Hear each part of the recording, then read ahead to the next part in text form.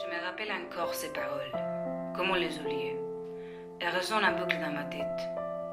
J'essayais de ne pas les altérer, pas même en mots, pas même en pause. Nos conversations sur la photographie étaient captivantes. J'étais disposée à la découvrir, à la démêler, à la comprendre.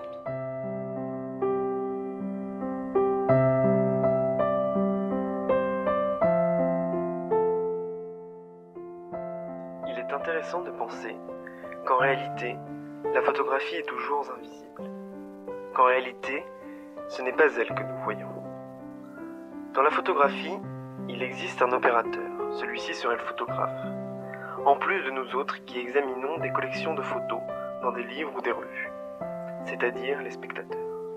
Et ceci qui est photographié, c'est la cible, le référent, une sorte de petit simulacre que j'appellerais le spectrum de la photographie. Car ce mot lui donne ce quelque chose de terrible qu'il y a dans toute photographie, qui est le retour de ce qui est mort. Savoir que ce que la photographie a reproduit à l'infini a eu lieu une seule fois.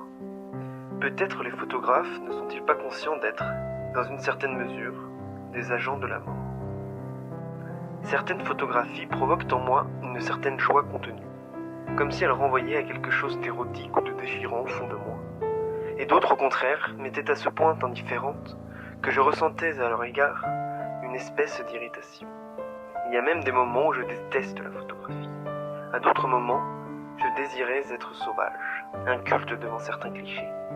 Mais qui de nous n'a pas une hiérarchie intérieure de préférence, de répugnance ou d'indifférence ?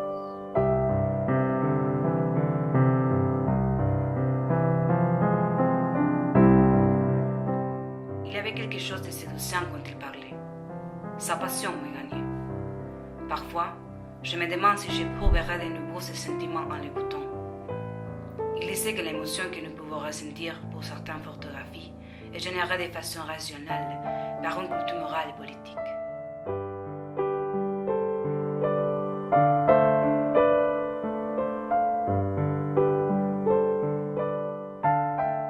Au fond, pour bien voir une photo, il vaut mieux lever la tête ou fermer les yeux.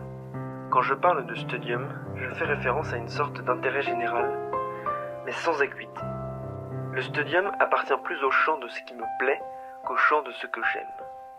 Mais quand je parle du punctum d'une photographie, c'est cet hasard qui le fait poindre en moi, me blesse, me lancine. La photographie m'émeut si je l'extrais de son jargon ordinaire, technique, réalité, reportage. Ne rien dire, fermer les yeux, laisser apparaître seulement le détail jusqu'à la conscience affective. Si une photographie me plaît, me bouleverse, je me distrais en la contemplant. Je la regarde, je l'analyse, comme si je voulais en savoir plus sur la chose ou la personne que la photographie représente. Comme quand je me suis perdu pour la première fois dans la photographie de la serre. Le visage de ma mère était flou, un peu décoloré. Dans un premier temps, j'ai dit « C'est elle, c'est bien elle, c'est elle enfin !» Maintenant, j'essaie de savoir pourquoi, en quoi c'est elle. La photographie ne remémore pas le passé. L'effet qu'elle produit en moi n'est pas la restitution de ce qui est aboli, mais la preuve que ce que je vois a été. Cela a été. J'ai été photographié 1000 fois.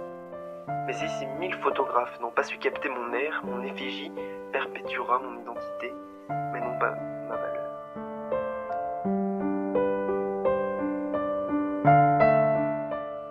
Je garde encore quelques photographies qui me rappellent que cela a été, et que ce n'est pas une simple émission de ma part.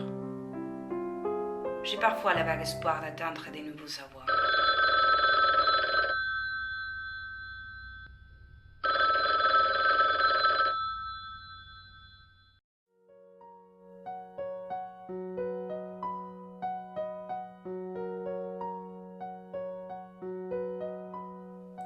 Mais c'est juste une invention.